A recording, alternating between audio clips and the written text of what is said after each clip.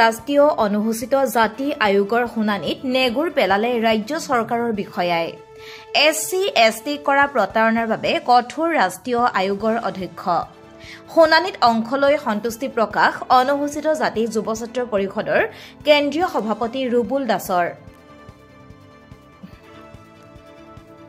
অসমৰ অনুসূচিত জাতি জনজাতি লোকসকলক চৰকাৰে দীৰ্ঘদিন ধৰি কৰি অহা বঞ্চনা আৰু প্ৰতাৰণাৰ বাবে শেহতীয়াকৈ ন্যায় লাভৰ আশাত ৰাষ্ট্ৰীয় অনুসূচিত জাতি আয়োগৰ দ্বাৰস্থ হৈছিল অনুসূচিত জাতি যুৱ ছাত্ৰ পৰিষদ অসম সংবিধান অনুসৰি অনুসূচিত জাতি জনজাতিৰ চৰকাৰী বিষয়া কৰ্মচাৰীসকলে বিভিন্ন সময়ত পদোন্নতিত পাবলগীয়া জ্যেষ্ঠতাৰ ধাৰাবাহিকতা বিগত বৰ্ষত অসম চৰকাৰে কৰ্তন কৰি দিয়াৰ ফলত SC/ST বিষয়াসকলে সাংবিধানিক প্ৰাপ্যৰ পৰা বঞ্চিত হোৱা বুলি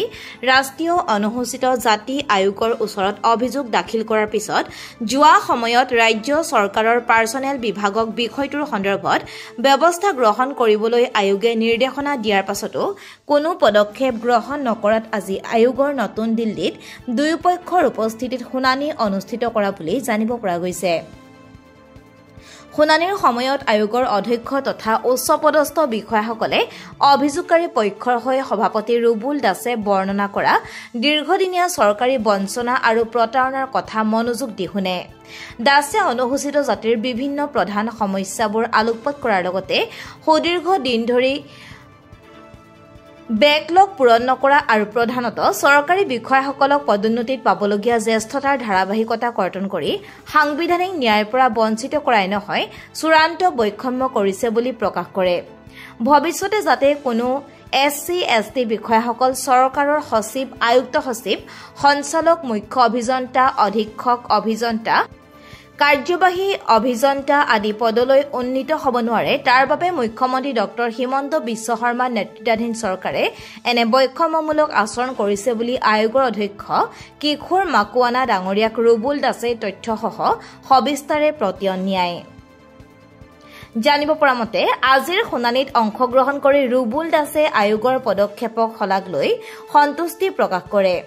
শুনানিত ৰুবুল দাসৰ লগতে কেন্দ্ৰীয় সাধাৰণ সম্পাদক জিতু কাকতি সদস্য বেদান্ত দাস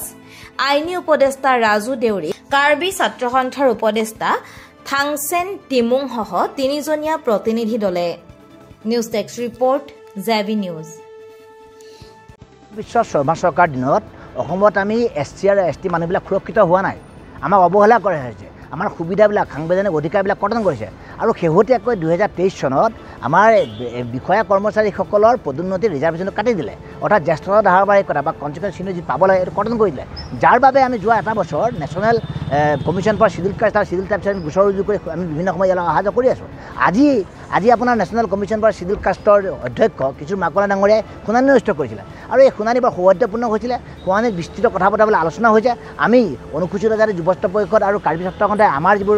দাবী দুবা আমাৰ যিবোৰ সমস্যা সম্পূৰ্ণ সবিস্তাৰে তথ্য পাতি আমি দাখিল কৰিছোঁ আৰু ঠিক তেনেদৰে আমি যিবোৰ দাখিল কৰিছোঁ বেকলগৰ আমাৰ সমস্যা আছে আমাৰ কনচিকুৱেঞ্চ চিনিয়ৰিটি যিটো কৰি দিলে সেই কথাটো ক'লোঁ ঠিক তেনেকৈ আমাৰ ওৱান মেন কমিশ্যন হৰি সোণোৱালৰ যিটো আমাৰ ৰিপৰ্ট আছে সেই ৰিপৰ্ট মানি লোৱা নাই চৰকাৰখনে বা প্ৰতিফলন কৰা নাই বা বিভিন্ন যিবোৰ সমস্যাৰ কথা ক'লোঁ তাৰপিছত অসম চৰকাৰৰ যিগৰাকী বিষয়া আহিছিলে জইণ্ট ছেক্ৰেটাৰী লেভেলত চক্ৰৱৰ্তী উপাধিৰ তেখেতে কিন্তু অসম চৰকাৰৰ যিবোৰ কথা বতৰা আয়োগে সুধিলে কোনো ধৰণৰ কথা বতৰা ক'ব নোৱাৰিলে আৰু কথা বতৰাবিলাক যেতিয়া ক'ব নোৱাৰিলে বা আমাৰ যিবোৰ সমস্যা এই সমস্যাবোৰ যেতিয়া প্ৰতিবেদন দিব নোৱাৰিলে তেতিয়াহ'লে আয়োগে আকৌ সিদ্ধান্ত ল'লে যে অতি শীঘ্ৰে মুখ্য সচিব পৰ্যায়ৰ বা কমিশ্যনাৰ মানে ছেক্ৰেটাৰী লেভেলৰ বিষয়া ইয়ালৈ আয়োগলৈ মাতিব আৰু সকলোবোৰ তথ্য পাতিসহ অৰ্থাৎ বেকলগ কিয় পূৰণ নকৰিলে বেকলগৰ বৰ্তমান পজিশ্যন কি আছে অসমত কিমান বেকলগ আছে অসমত আপোনাৰ কনচিকুৱেঞ্চ চিনিয়ৰিটি কিয় কৰ্তন কৰিছে ইয়াৰ আইনী কি ব্যৱস্থাপনা আছে অসম চৰকাৰে SC/ST কিয় সিদ্ধান্ত এনেকৈ ধৰণৰ লৈছে এই গোটেই কথা বতৰাবিলাক অতি শীঘ্ৰে দিল্লীত আহি পেলাই ক'বহি লাগিব এক কঠোৰ সিদ্ধান্ত গ্ৰহণ কৰিছে অসম চৰকাৰে স্পষ্টভাৱে জনাই দিছে যে SC/ST মানুহক বঞ্চনা কৰা নচলিব